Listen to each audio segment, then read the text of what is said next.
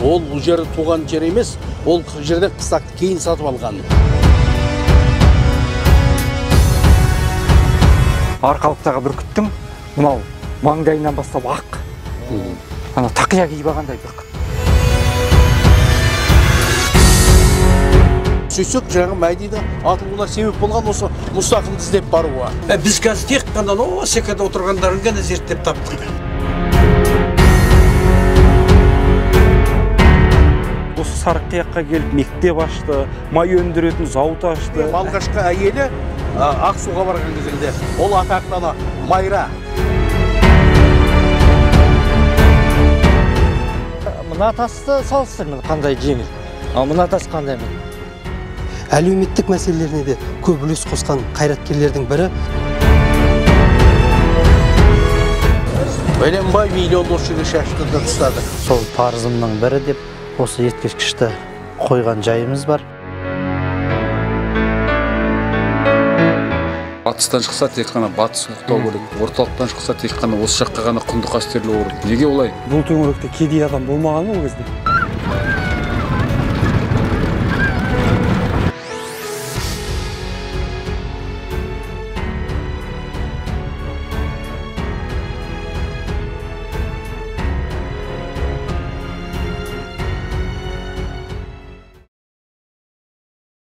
Мұстақым Малдыбай тек қана саяси қайраткер емес, ол ақын, жазушы, публицист. Сонымен қатар Алашорда әскерін құрған. Алашорда әскерінің шығыс оңтүстік полкының сарбазарына жетекшілік еткен аға сардар мыңбасы қызметін атқарды. Және Семейдегі Алашорда комитетінің ағзасы, тұрақты мүшесі қызмет атқарды. Сонымен қатар Сарыарқа, Қазақстан, Айқап, Қазақ 20 ғасыр басындағы басылымдарының тілшісі, меншікті тілшісі қызметін атқарған үлкен қайраткер болатын. Мұстақым Малдыбайдың ең үлкен шығармашылығы бұл қазаққа әдебиетті, шығармашылықты жаңаша оқытудың методикасын жасау, яғни қазақша жаңа оқу, ең жаңа әліппе және қазақ әдебиеті деген кітаптары. Бұл кітаптары, бұл мұрасы оның есімін ешқашан сөндірмейтін, өшірмейтін үлкен тарихта алтын әріппен жазылып қалатын шығармалар деп ойлаймын.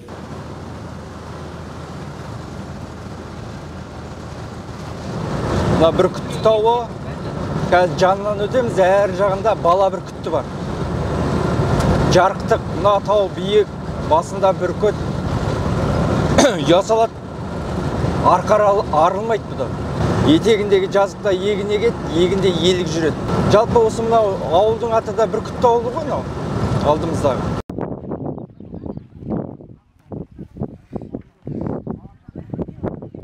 Біз қазір тек қана секада отырғандарын ғана зерттеп таптық. Мысалы, Әлихан Бөкейхановты айтамыз, Ахмет Байтұрсыновты айтамыз, Міржақыпты айтамыз, Мұстапа Шоқайды айтамыз. Олар секада, былайша айтқанда, орталық комитетте отырған адамдар. Ал оның төмен қарай, ең ауылдағы адамға дейін жетуіміз керек.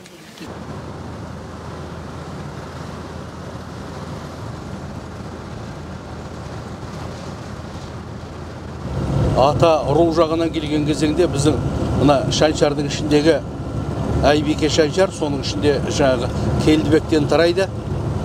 Келдібектен тарайтындардың Ақсақтың алтауы дейді ғой.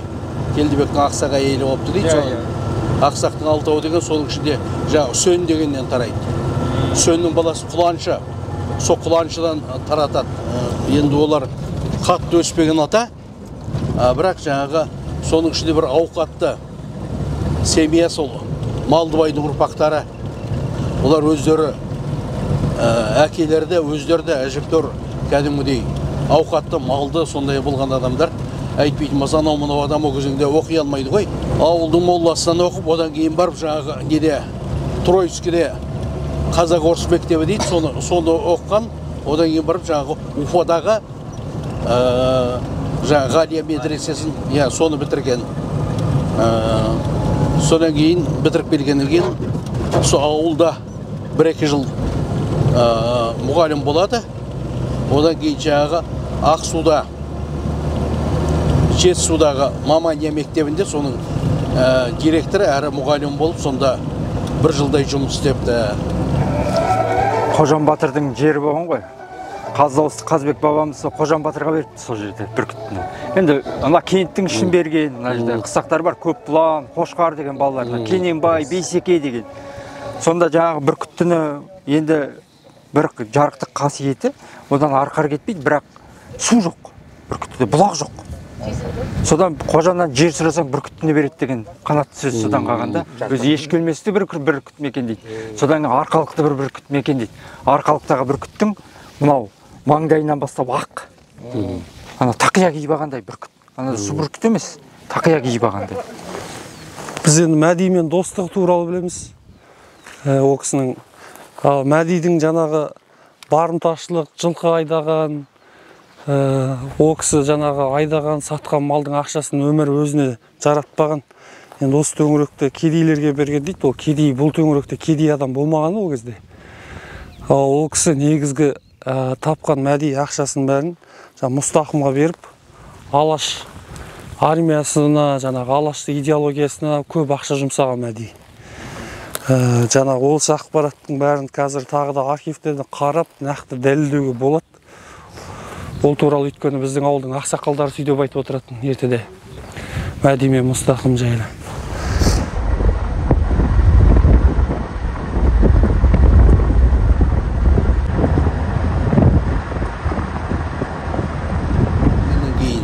Бұл кісі сол 11 жылы Семейге келген, сол уақыттан бастап жаңағы Семейдегі қоғамдық өмірге бәрдігіне араласып, алашордашылықтармен бәрдігімен бірге жүрген. Бір деректен оқығанда жаңағы жазады я атты әскер полкын сол жасақтауға қатысқандардың бірі, сол құрғандардың бірі, оған кәдімгідей өзінің ақшасымен де, бұлай үгіт насихатымен де соған қызмет жасаған адам. Алаштың айтқан ұстындары, аманаты өмірлік кредомызға айналу керек. Мына жастар, балалар құлақтарына сіңіру керек ол. Құржай сыртына тамсанбай, солар құсап әрекет етіп, солар құсап елге, жұртқа қызмет қылу керек. Сонда ғана біздің мемлекетіміз шын мәнісінде дамиды. Ал енді әрқайсымыз өзімізге қарай тартып, ол даму да түкте болмайды. Біз Европа дейміз, біз Жапония дейміз, солар сол заманда соны армандап кеткен. Өкінішке орай сол армандарының жүзеге асуына мұрша бермеді. Өздері сол жолда шахид кешті, жаңағыда өлді, асты, атты, бірақ сонда да мойымады. Сонда да бұлар сынған жоқ. Не деген ғаламат күш, не деген рух деп мен кейде таңғалам. Енді Мұстақым Малдыбаевтың қазақ руханиятына, жалпы қазақ жаңағы білім саласына, журналистика саласына, ақпарат саласына, одан бөлек қоғамдық жаңағы әлеуметтік мәселелеріне де көп үлес қосқан қайраткерлердің бірі. Олай дейтініміз Мұстақым Малдыбай атамыз осы өзінің атамекені осы Сарықия қыстауында ең алғаш жаңағы мектеп оқушыларын ағарту саласына үлес қосып, алғаш мектеп ашқан қайраткердің бірі. Яғни мына көріп тұрған Сарықияқтың етегінде алғаш Мәтіғұл Малдыбайдың мектебі қалыптасқан болатын. Жарықтық тіршілігімізде айтысып едік. Өлгенден кейін де айтысып жатайық деген ғой Құсбек төреге. Тіршілікте де айтыстық, өлгенде де айтысып жатайық. Осы жерге жердеңдер деп міне. Бұл жерде Құсбек пен Тұлбек жатыр, оң жағымызда Шөженің бейіті. Болатын. Енді осы қысқа ғана ғұмырында неге Мұстақым ұмыт қалды? Өйткені Мұстақым Малдыбайұлы саяси қуғын сүргін құрбаны. Бұл кісінің шығармаларының танылуына, зерттелуіне, насихатталуына мүмкіндік берілмеді. Енді Мұстақым Малдыбайұлының артына қалған мұрасына қарасаңыз, қысқа ғана ғұмырында 5 кітап, 150-ге жуық мақала, 300-дің үстінде жуық хабарлама, 100-ге жуық әртүрлі бағыттағы тілек, өлең, лебіздерін жазып қалдырған екен. Осының өзі қысқа ғана ғұмырында қазаққа ақысыз, пұлсыз, жаны мен жүрегімен қызмет етудің үлкен бір үлгісін көрсетіп кеткенін көруге болады. Қазір елдің бәрі шатасып айтып жүр, Сарықияқта сонда туған деп. Ол жері туған жер емес, ол жерден қыстақты кейін сатып алған. Туған жер Қарадыр деген жерде. Оны маған Алтын деген ақсақал кәдімгі өз көрсеткен апарып тұрып, міне мынау деп.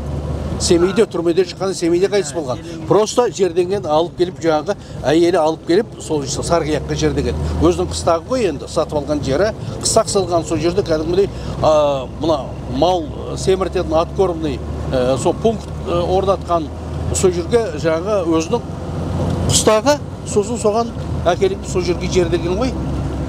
Енді осы төңіректі мекендеген барша туысқандарына өркениеттің жаңашылдықтың, жаңа заманның, жаңа экономикалық көзқарастарға деген жаңашылдығы өте мықты болған, дамытқан.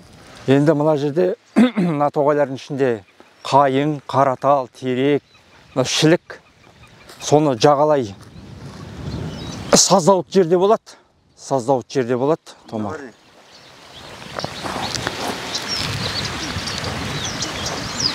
Иә, мынау қияқ қой, қияқ шөп. Қияқтың екі түрі болады. Бірі осындай көк гүлді қияқ. Бұл жарықты ғана өзі сортаң саздауыт жерде болады. Жаңағының өзі тұзын несін тартып тұрады ғой деймін.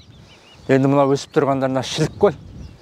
Кезінде міне жайлауда бәрінде қотан дейді ғой.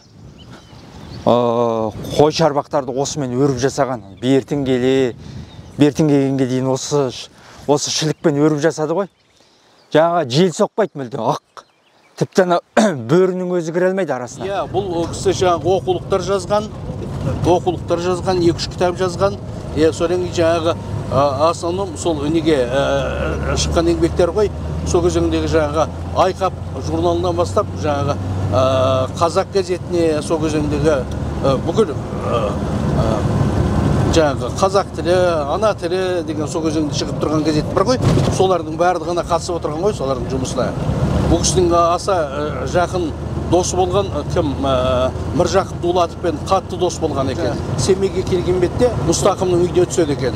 1923 жылдан кейін Алаш қайраткерлеріне саяси қоғамдық қызметпен айналысуға өкінішке қарай жол берілмеді. Мүмкіндік берілмеген заманда Алаш қайраткерлері Лениндік экономикалық жаңа саясат негізінде өздерінің туған елдеріне барып Қазақстанның рухани әлеуетін жаңаша қырынан көтеруге үлес қосқан болатын. Соның бірі осы Мұстақым Малдыбай осы Сарыққияққа келіп мектеп ашты, май өндіретін зауыт ашты, әк шығаратын зауыт ашты, және аймақтағы ағайынды еңбекке, нарықтық экономикаға қарай бейімдеді. Біз оны қайдан көреміз? Мұстақым Малдыбайдың соңғы жылдарда жазған шығармаларынан көреміз.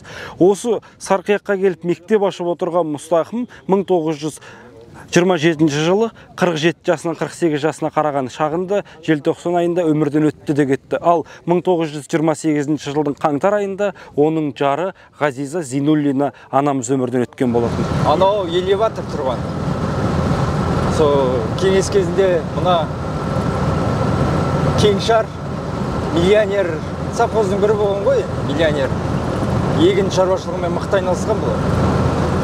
Әр жақта егін жақта Балқан тау деп аталады қазір ауыл. Бұрын комсомол совхозы болған. Соны екеуі егін егеді, соны егінді осы элеваторға келеді. Бұл кісі жақсы кәсіпкер де болған. Кәсіппен де айналысқан. Жаңағы анау ненің туған жері Қарадыр деген қыстақ, мынау Едрейдің бауырында. Қарадыр деген қыстақта ол жерде жаңағы салғызған несі бар. Мектептің орны әлі күнге шейін жатыр. О жерде жаңа май зауытын салғызған сол жерде. О жерде де жұрты бар, жатыр. Ал енді мына жерде мына жерді сатып алғаннан кейін, Сарықияқты сатып алғаннан кейін бұл жерде кәдімгідей үлкен мал бордақылау пунктін ашқан екен, ашқан көрінеді. Сосын кейіннен жерде үлкен жаңа қыстағы болған. Сонымен бірге жаңағы бұл жердегі бордақылаған малды жаңағы Семейде апарып Семейде жаңағы бірнеше дүкен ұстаған ол кісі өзі. Тәттімбет кейін қорытты дейміз ғой. Міне Болат Балқытты дейін натасын салмағын қарашы. Міне натасын салмақтап көрсең керемет ауыр міне. Мына жер тотыққан. Мынау кен, мынау нағыз кен міне. Міне мына тасты салыстыр міне қандай жеңіл. Ал мына тас қандай міне. Енді шын айтқанда 20 ғасыр басындағы Алаш қайраткерлері Әлихан Бөкейхан, Ахмет Байтұрсынұлы, Әлімхан Ермекұлы сияқты тарихи тұлғалардың қатарында тұратын бірегей тұлғалардың бірі Алаш арысы Мұстақым Мәтеғұлы Малдыбай. Негізі Мұстақым деген атты кейін қойған ол кісіге. Ол кісі негізге әуелде азан шақырып қойған аты Сыйқым. Мұстақым деген ол кейін жаңағы недегі Уфадағы ұстаздарым, молдалар, соларды қойған аты ғой Мұстақым деген. Қайтадан ат қойған оған.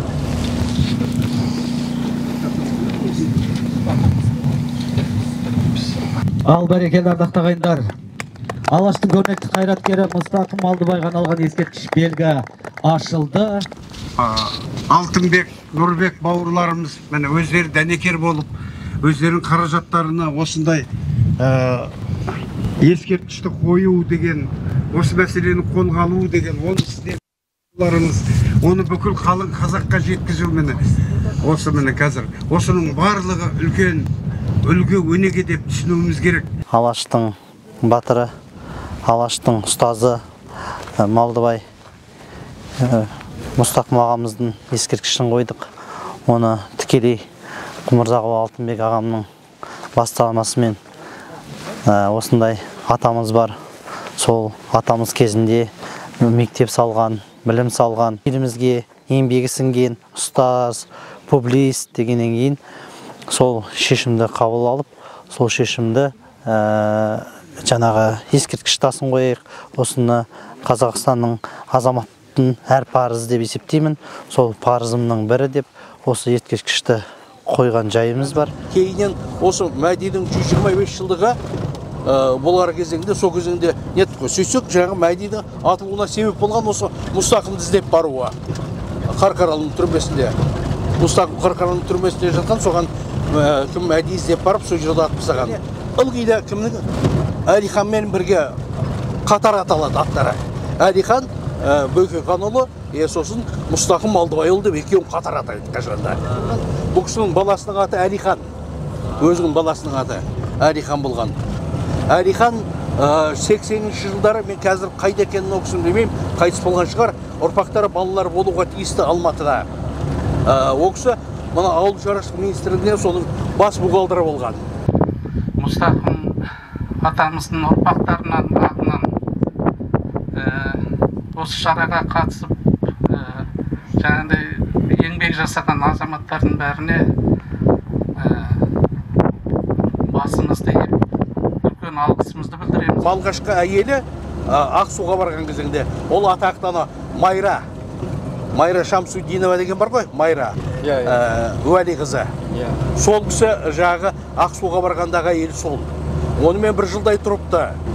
Екінші әйелі Татарка дейді, татары екен, Ғазиза екен, ол кісі де сол мектепте мұғалім болыпты. Одан бөлек бұл кісінің жаңа айттық қой, әлеумет жалпы сол өңірдің экономикалық дамуына да өте көп үлес қосқан қайраткерлердің бірі. Олай дейтініміз, ең алғаш осы Сарықия қыстағының етегінде мал бордақылайтын, яғни малды асылдандыру мақсатындағы үлкен кәсіпорын. Кәсіптік жаңағы қазіргі тілмен айтсақ, мал бордақылау алаңы дейміз ғой, сондайды алғаш құрған қайраткердің бірі. 40-тың біреуін берді деген ол зекет қой, значит. Зекет солай берген. Зекетті жаман бермеген. Санап кетіп бара 100 дегенде лақтырады екен шалман. 100 дегенде лақтырады екен. 100-ге дейін ғана санап отырады екен. 100 дейді екен, лақтырады екен. Қандай жылқы болсын, соны қуып жүріп ұстап береді екен жаңағы. Батырдың аты болсын, сондай мама бие болсын, береді екен. Осы жерде Қарқаралы ауданында өстім ғой, бала кезімнен бері Қарқаралы ауданында өсіп, осындай ұрпақтар болғаннан кейін өзіміздің үлесімізді аталарымызға деген бір үлесімізді қосайық деген жайымыз бар. Алланың қалауымен, сәтімен бүгінге түсіп тұр. Бүгін бір жеңілдік қалғандай болдым. Аруақ ата-бабамыздың аруағы жатқан жері жайлы, топырағы торқа, жатқан жері жәннатта болсын, иманы жолдас болсын. Бәленбай миллион дос жерге шашты да тастады. Сосын сол кезеңде ауылдың адамдары айтқан, ауылдың бас жағына бір скважина, анау ар жағынан, аяқ жағынан бір скважина, екі скважина қазып берсеңіздер болды, бізге бұнан қажет жоқ деп.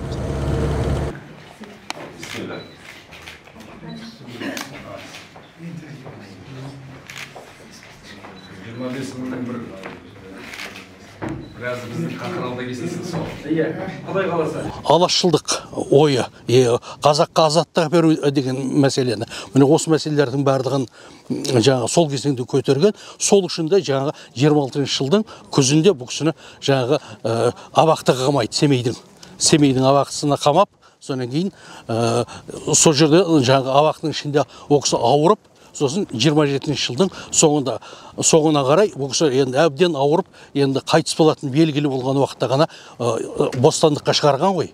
Міне содан кейін көп ұзамай ол кісі қайтыс болып кеткен. Қай өңір болмасын қиелі қасиет тұтамыз. Мен кейде айтамын, неге біз мысалы Махамбетті я болмаса Құрманғазыны неге біздің мына арқа жақ болмаса оңтүстік жақ атап өтпейді? Неге біздің батыстан шықса тек қана батыс ұлықтау керек, орталықтан шықса тек қана осы жаққа ғана құнды қастерлеу керек? Неге олай? Құда сұрайды да, шұқара қайда деп. Дұрыс көрсеттік, шұқара деген мынау деп.